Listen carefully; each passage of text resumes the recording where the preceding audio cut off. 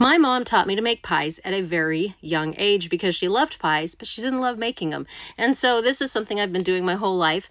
You put 2 cups of flour into a mixing bowl, add the salt, and then just kind of incorporate that.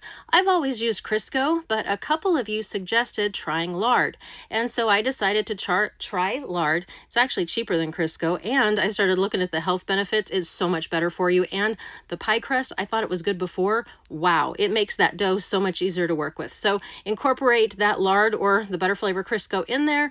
And once you have that done, you're going to add a 1/4 cup of water. And this is where you want to try to mix as little as possible because everything was already mixed up. So you're just incorporating that water in. And then you split it into 2 balls, and then you want to put it on a floured surface. The tricky part here is just make sure your surface is floured. You don't want that dough to stick to it. But if you've used the lard, you're going to see this is almost a velvety pie crust.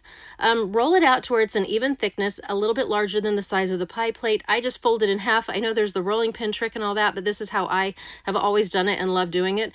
And then slide half of it over, unfold it, and then just kind of make sure all those crevices on the side are that, there's no air pockets. It's just push it into the sides. And then I also learned a new trick, which I think is awesome. I now tuck the extra pie crust under instead of cutting it off and then crimping it. So just watch how I tuck it under. It doesn't have to be nice and even, but it sure makes a beautiful edge when you're done. So this is now my new go-to of how to make pie crust.